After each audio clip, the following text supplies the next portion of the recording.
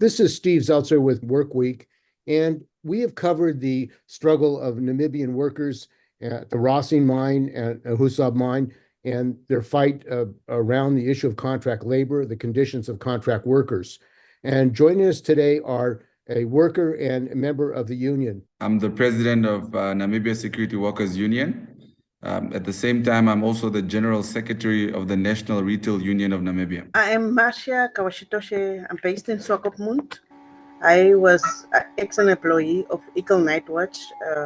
I've been there now for like 7 to 8 years. And I joined the NASWU in April this year after we had battles with our company or our employer. They never wanted to engage with us when it comes to work-related matters. So they also, for a long time, they were refusing us to join unions. So we ended up, most of the workers at Eagle Night Watch also joined NASWU. And Mika picked me because I was one of the members that was dismissed from work. So he picked me to like start working with him. And then, yeah, it's basically what we are doing now. Mushe, maybe you can talk about the campaign of the union to represent these workers, why they need to have a union and what their conditions are, and your effort and your difficulty of getting the Namibian Labor Commission to carry out its responsibility as far as protecting the rights of Namibian workers and these workers at Husab mine. I think what is important is for us to be able to give you the historical background so that you can have a bit of understanding in terms of where the struggle comes from and where mistakes were made. Now, obviously, our country was first colonized by the Germans, and then obviously Germany lost its colonies after losing the First World War.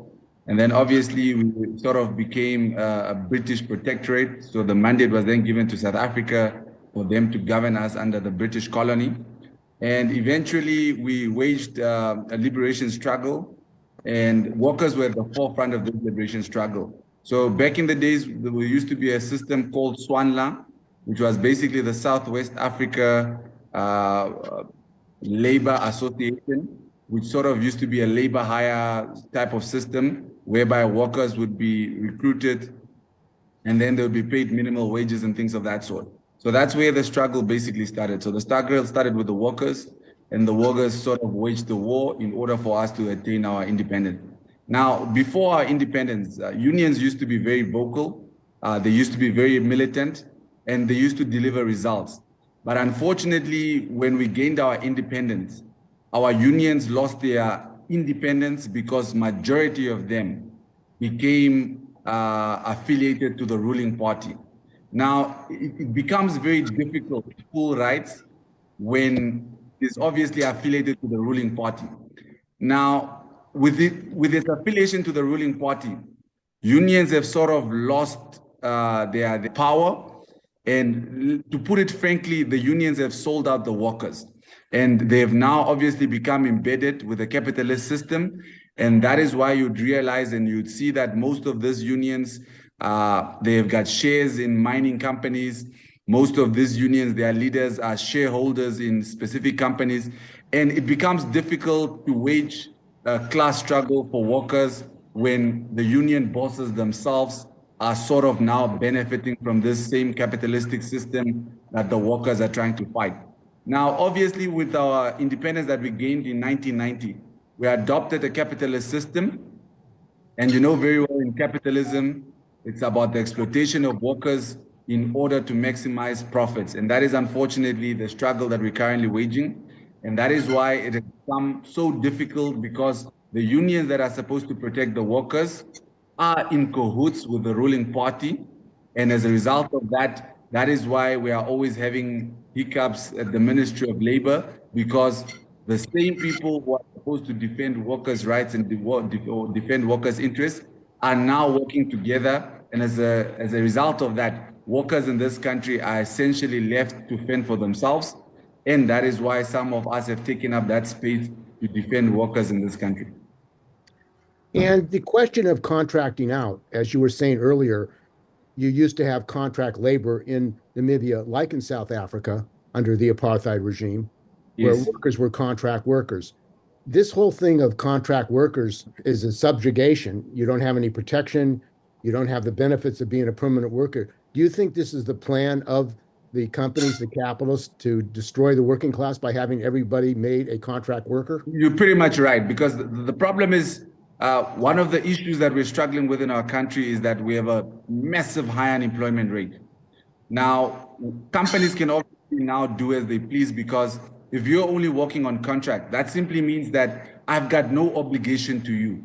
My only obligation is to the contractor that has hired you. So that simply means if you, let's say, want to demand fair wages, you want to demand working conditions, what these guys simply do is they terminate your contract because you're not working for the company. And this obviously is a win situation for the capitalist companies, because that simply means their overheads are reduced by 20, 30 times more. Because once you obviously have a permanent employee, you're supposed to make sure that permanent employee has benefits such as medical schemes, they've got pension, housing schemes, and other basically benefits. But once you use this contract labor hire system that is still in place 34 years after independence, then it basically becomes easy for you to exploit workers.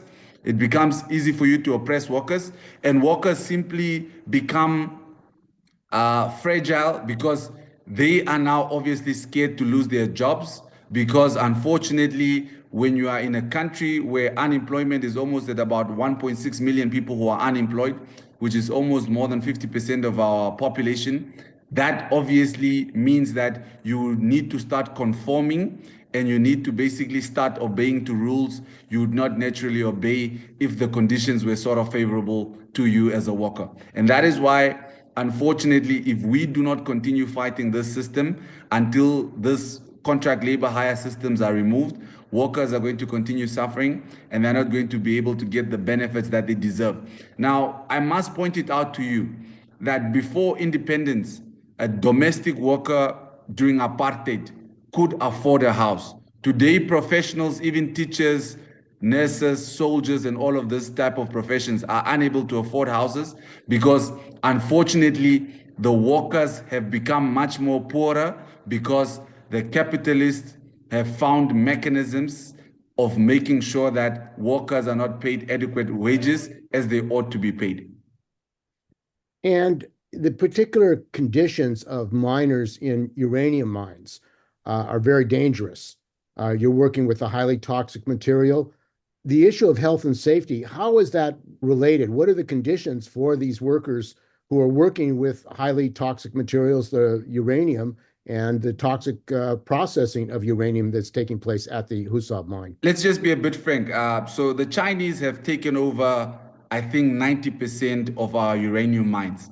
And that's obviously because China, number one, is pushing to become a nuclear atomic power country in terms of building up their nuclear arsenal, and obviously also for their energy security, because China needs to obviously feed its industrial ambitions that it has, and obviously they can only do that through the nuclear power.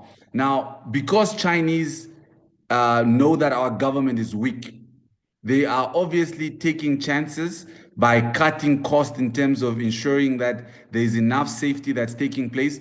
In fact, this year at Rosing Uranium, which is now owned, I think, 60% or 70% by the Chinese, there was a worker that died.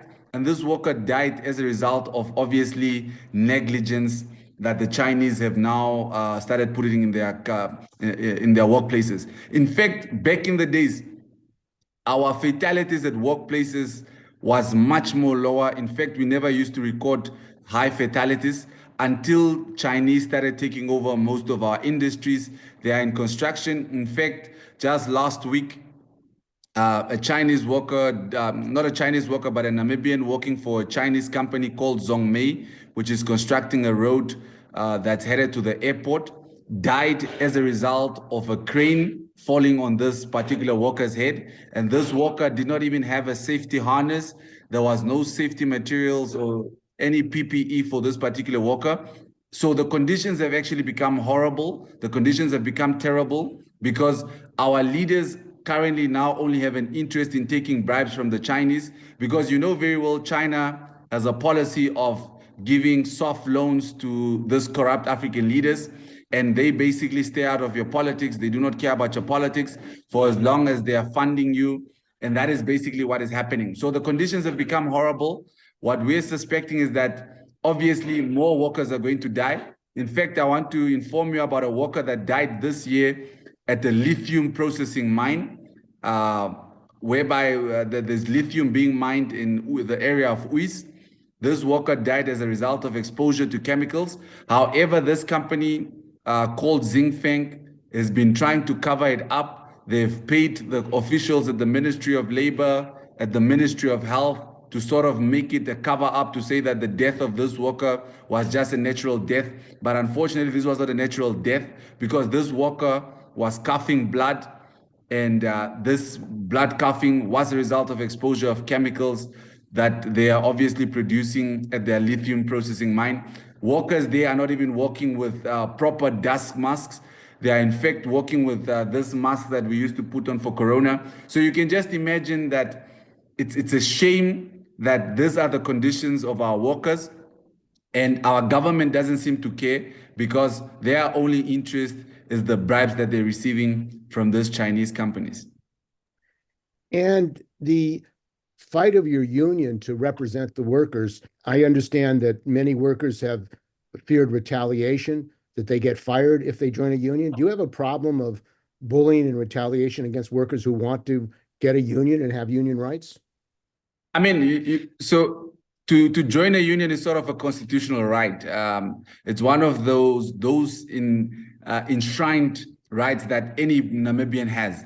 But now, obviously, because they know that our union is very militant, it's very robust, it's radical, and we deliver results. Obviously, the only form of sort of detracting workers and trying to intimidate workers from not joining us is obviously by firing workers. Now, what we have decided as a union is to say that if companies want to play with fire, we're more than prepared to also fight back with fire. And we're not joking around, we literally mean literal fire, because we're no longer going to allow workers not to be able to exercise their constitutional rights, their right to association, because you have a right to associate with whichever union it is that you deem fair. So this type of intimidation tactics, we're no longer going to sit back and just watch them, because these people are doing this to put fear and install fear in the minds of workers, to say that if you join those unions that are being run or that are being managed by these radical people, unfortunately, these are the consequences that you're going to be dealt with, which is basically you going to lose your job. And like I've said, we have a high unemployment crisis in this country, and people, obviously, because they are scared to lose their bread and butter, they are obviously going to be fearful of joining our union. And that is why we also need to take a much more radical stance in defending the rights of our members, in defending the rights of workers in this country. And that is what we're basically doing. And Namibia is now facing an election, November the 27th, a national election, and the ruling party is concerned that they're going to lose votes. Is this an issue in the election, the issue of workers and workers' rights, union rights, and health and safety for workers in Namibia? It's said that majority of the political parties have ignored the plight of workers. Apart from Namibia Economic Freedom Fighter, which I'm also a member of, we're the only one who seems to have a genuine interest in the plight of the workers, because we understand that the workers will always be the backbone of any country. They will always be the backbone of any economy. And we're the only ones who seem to be championing workers' conditions, workers' rights, and things of that sort. So obviously, heading into these crucial elections, the only thing that we're hopeful is that the worker must be able to understand and realize that under this current ruling party, they've only become much more poorer. They've only become much more subjugated. They've only become much more oppressed. They are being exploited. They are being underpaid. And if they themselves do not realize the conditions in which they live, unfortunately, It is a sad day if the ruling party is to retain its ruling power, because if you look at majority of the workers in this country, they are the ones who live in horrible conditions. They live in shacks because unfortunately they are unable to afford decent houses. They live in conditions or informal slums where there's no water, there's no electricity, there are no toilets. So those are the conditions that our workers are living in.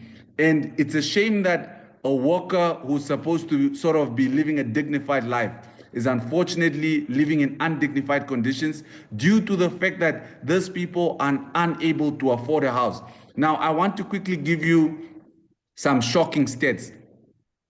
The average cost of a house in this country is over $1 million. However, the average Namibian is only paid less than 3,000 Namibian dollars.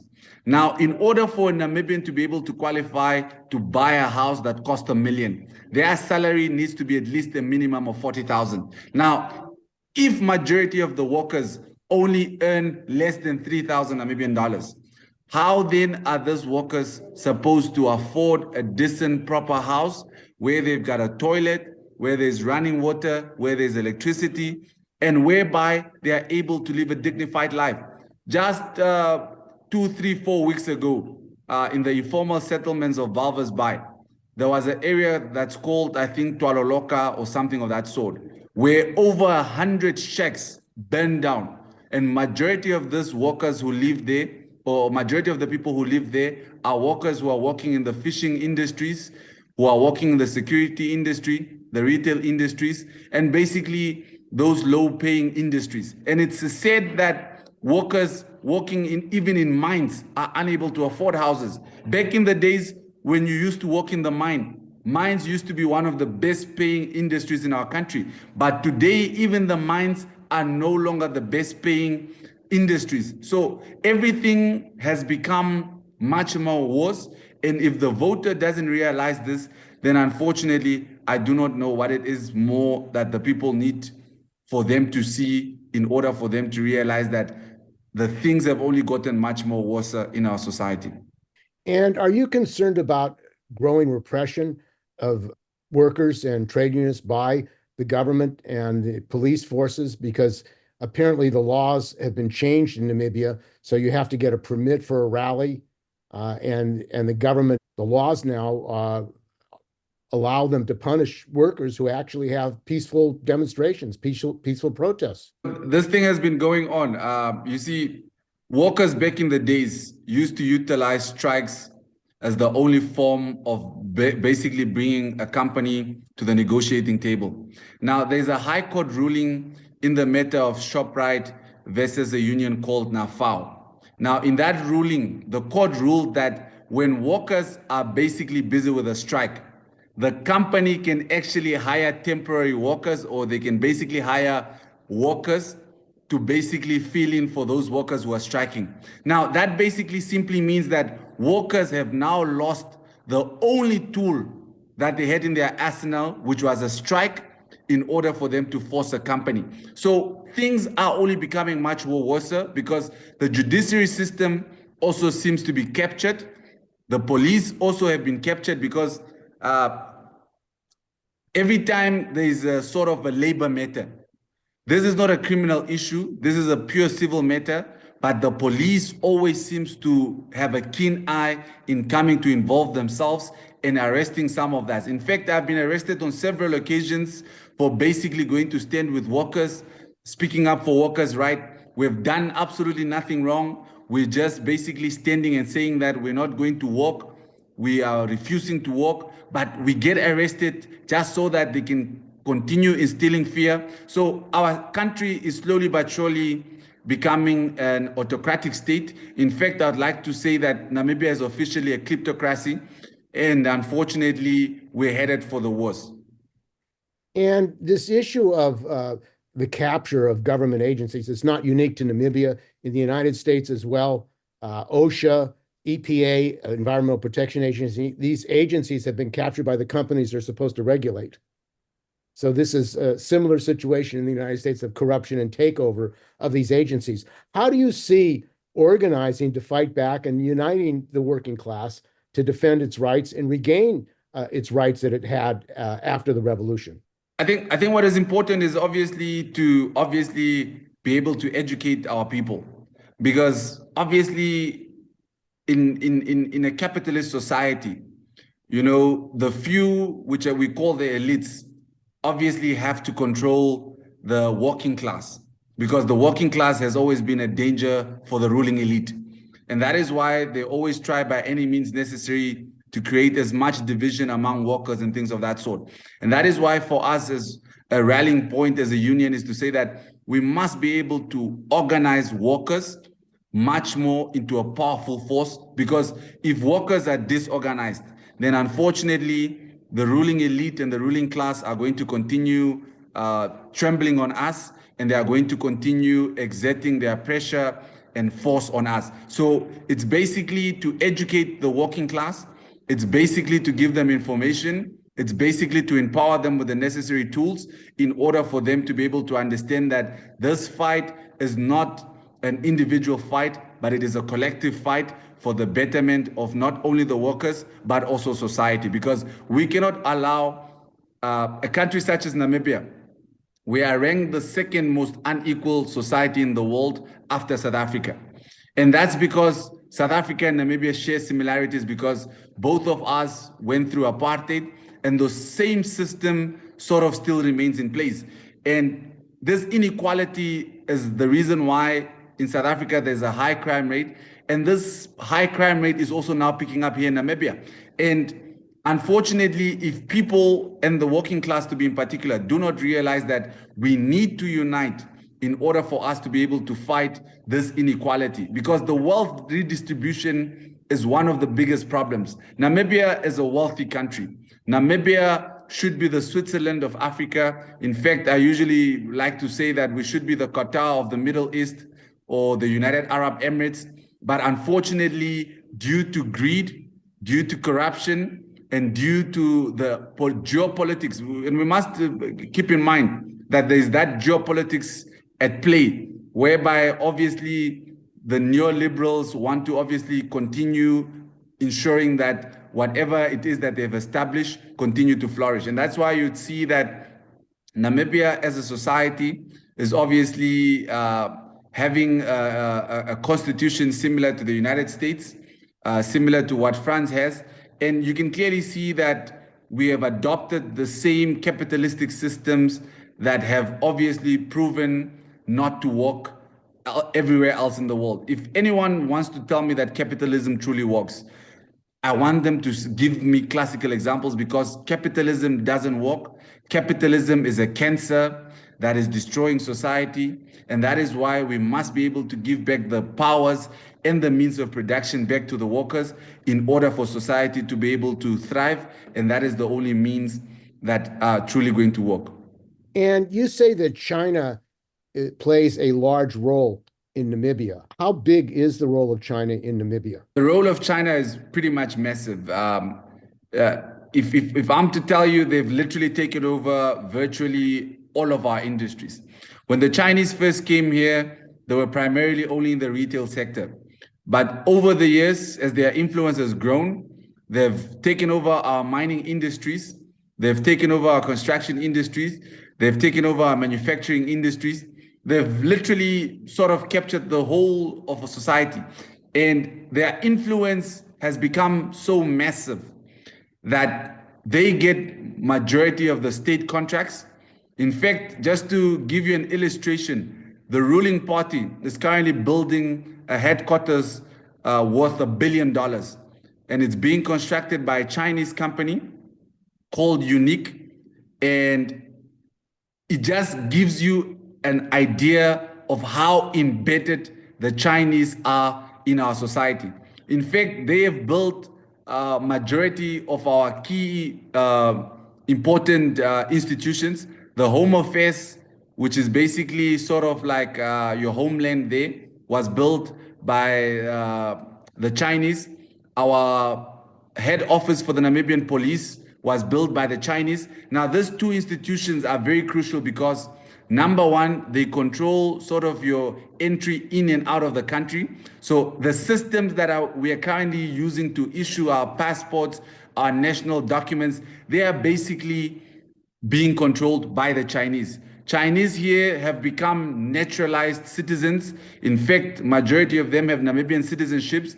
Our country has gone to the extent of allowing Chinese to come here visa-free, something that we as Namibians do not even have an opportunity to go to China visa-free. So the influence of the Chinese is very much evident.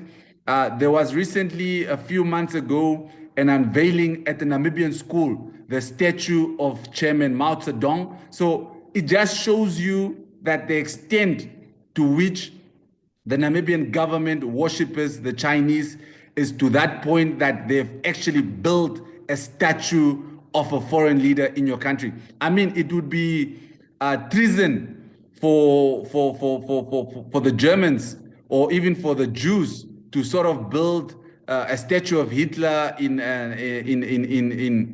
Tel Aviv. It would be treasonous. But this is what our country is doing, and this is unfortunately what has become of our country. And I've stated this on several occasions, and I'm not afraid to say it.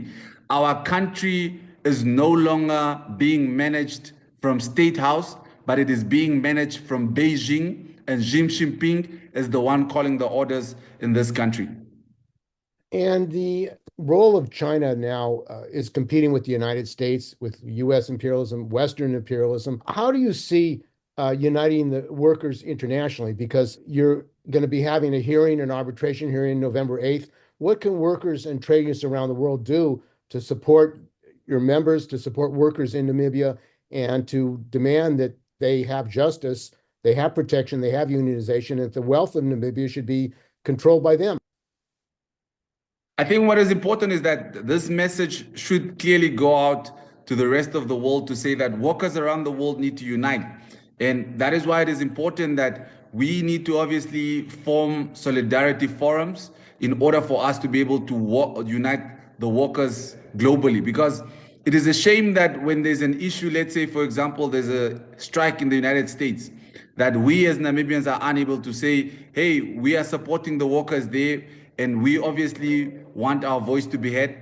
And I think that is what needs to be happening, to say that nothing no longer happens in isolation. And we need to understand that if we ignore a situation in Namibia, or we ignore a situation in Zambia, or in the UK, wherever it is that workers find themselves, then unfortunately, we are ignoring a situation that affects us all. Because once they're done doing whatever it is in the US or in the UK or wherever it is, they are bound to go and replicate that elsewhere. And unfortunately, that is only going to weaken the workers across the world. And that is why workers across the world need to unite under one banner, and we need to be solid in order for us to become stronger, to regain our power, in order for us to continue and to stop being exploited by the system. Because unfortunately, the capitalist system thrives on exploitation. And if we, the workers around the world, do not unite,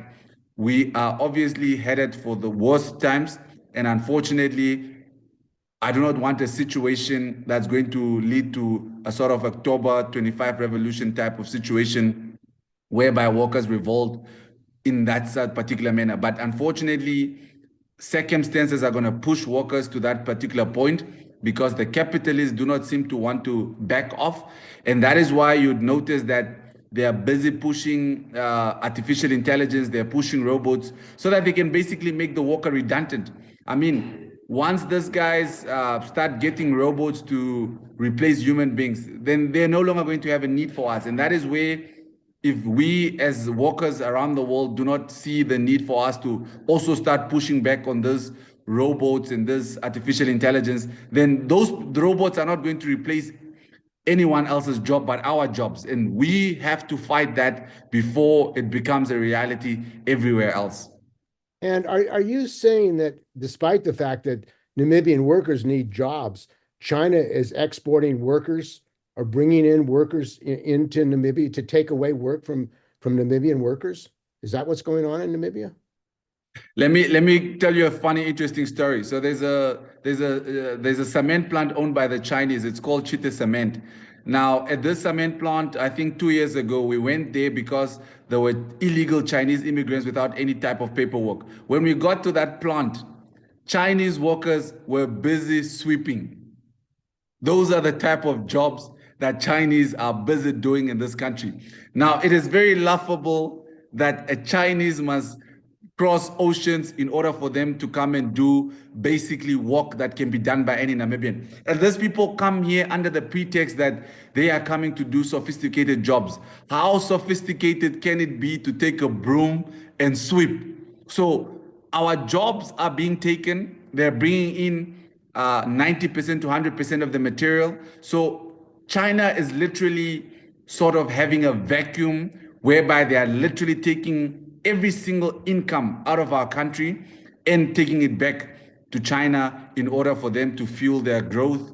And China, for me, has become sort of an evil empire that obviously wants to reclaim its glory that it once had.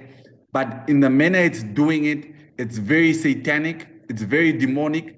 And that is why some of us still believe that it was the Chinese who obviously wanted to stop the protest in Beijing, who obviously created this havoc of COVID. And that is why they obviously immediately put the country on lockdown. And they obviously did this thing to obviously sort of cripple economies around the world, because most of the economies got crippled as a result of this COVID.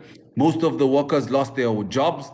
Companies had to be retrenched. And China now was playing sort of the hero by providing vaccinations, masks, and all of those things. So China has a serious hidden agenda. And if the world does not see China for what it is, then unfortunately, we're headed for serious, serious bad times. And the company at the Husab mine, China General Nuclear Power Company. Yes. They supply power through nuclear material, radioactive material, to that region, Guangzhou region. And are they affected by this? I mean, it seems like, do people in Namibia know that, in fact, the power source of China, an important part of it, is coming from Namibia, of the mines, uranium mines in Namibia? Sadly, most of our people do not seem to understand the use of uranium. I mean, the only thing that the use of uranium is for atomic weapons and things of that sort. Now, I must tell you this, it's a shame that our country, which is, I think, the second largest producer of uranium in the world, is an importer of electricity. We import 70% of our electricity. And what is funny is we're importing our electricity from South Africa, which is having load shedding, a country that basically has powers during certain times of the day and has to switch off their grid because their grid is not sufficient enough. And that is the country where we are getting our electricity from. But we, who's the second producer of uranium, and with China obviously having the necessary technology to say, hey, if China was a true friend to Namibia, they would have assisted us to build nuclear power plants in order for us to also be able to utilize our own nuclear energy to, number one, be able to produce sufficient electricity for ourselves. And we could have also been exporting electricity to South Africa, because that's a niche market there, because South Africa right now is having a serious power crisis. But as a country that produces uranium, we are either being led by fools who do not seem to have an understanding of the resources that we have. And that is why I sometimes use this phrase to say that Africa has all the resources, but unfortunately, we do not have resourceful leaders. And that is why Africa still remains a begging continent. That's why Africa remains a continent of poverty, because unfortunately, it seems to me the mindsets of majority of our leaders are so poor. And that is why we are always constantly begging while we have the natural resources to do what we have to do for ourselves. And when you talk about South Africa having power outages, there's massive corruption in South Africa with government agencies, railroads that were supposed to be delivered from China are broken down. What relationship do you have with the unions in South Africa? Because Namibia and South Africa are joined together really in the struggle against apartheid. And Yes. rebellion in Namibia against the apartheid regime actually spread to South Africa as well. So it seems like there's an important relationship between the working class in Namibia and South Africa. What is that relationship? And are there efforts to unite the workers of Namibia and South Africa and the union struggles, which are similar against privatization and for basic worker rights and control of the resources? Like again, it said, most of the unions sold out to the workers. Cyril Ramaphosa, who happens to be South Africa's president right now, he was a unionist. They were the very first sellouts who sold out workers' interest, and that's how Cyril then became billionaires. So the issue with South Africa and Namibia is that all these unions who were supposed to sort of have been independent, they are all embedded with the ruling party. If you look at COSATU is also an affiliate of the ANC, which is the current ruling party. Now, when you have these people who sold out the working class, now representing the interest of the workers, do you honestly think they are going to represent the genuine interest of workers? And that is why in South Africa, you had the incident of Marikana, where people were massacred.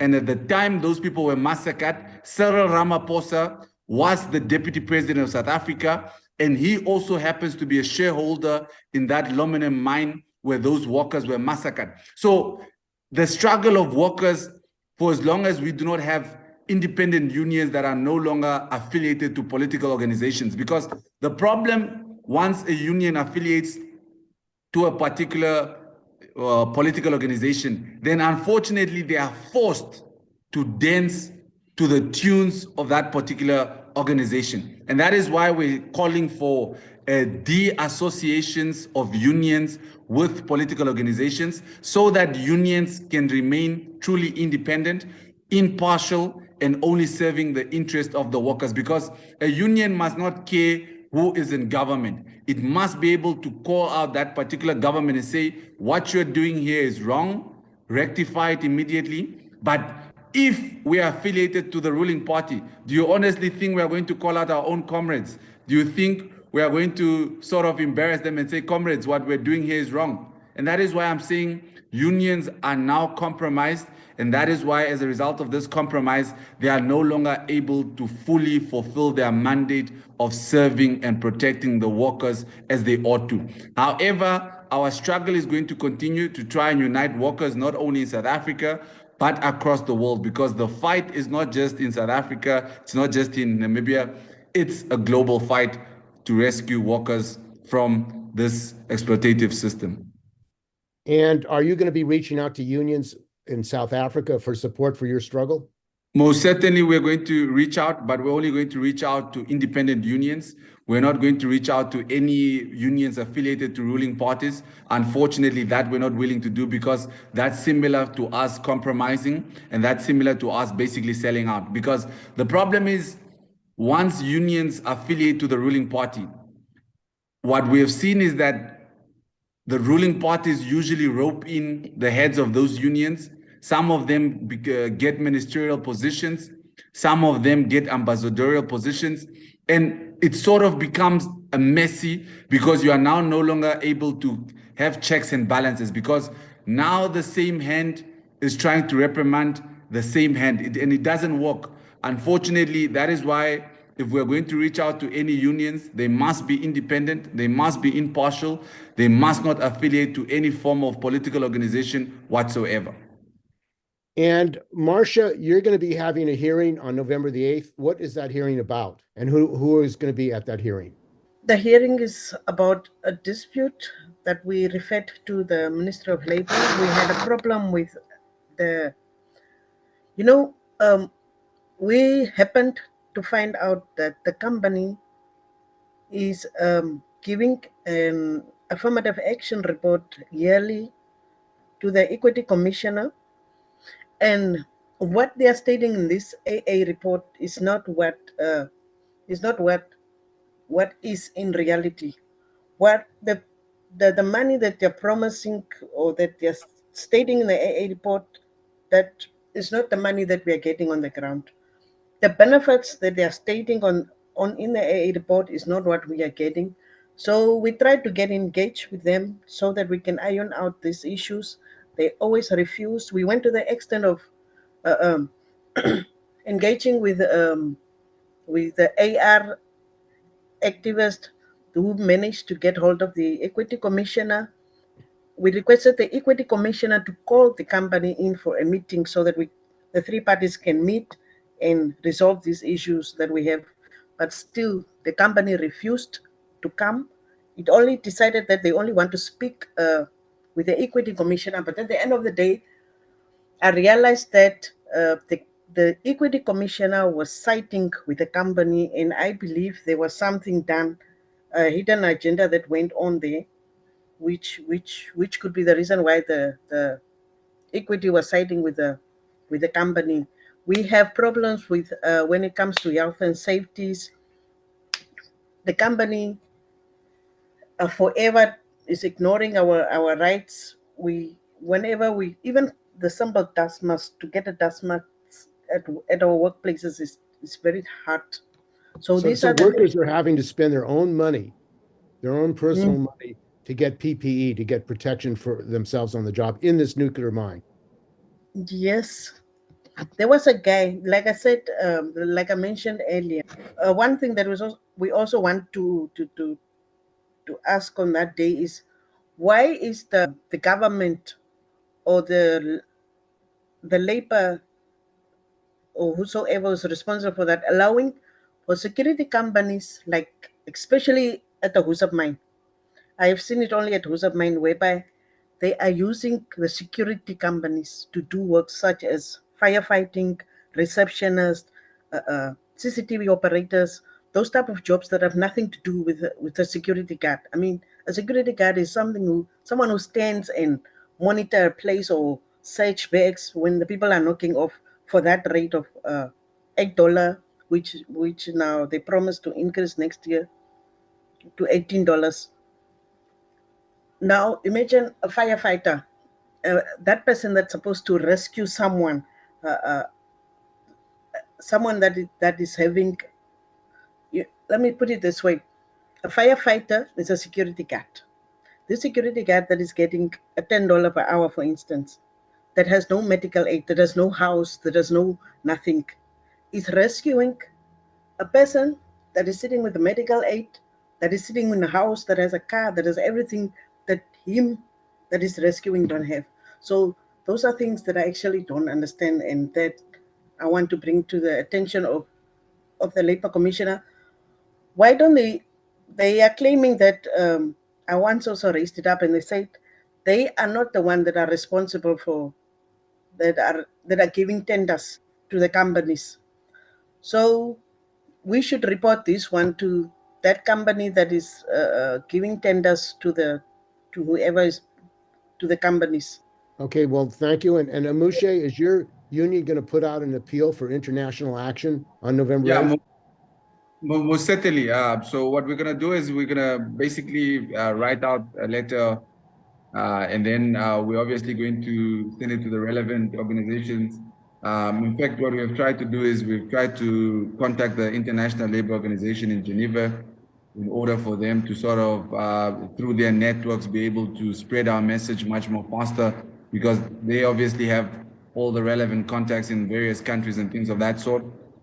So we're going to try and work with anyone and everyone who's willing to assist, not only workers in Namibia, but workers across the world, because we believe that this fight is not only a fight for Namibian workers, but it's for workers all over the world.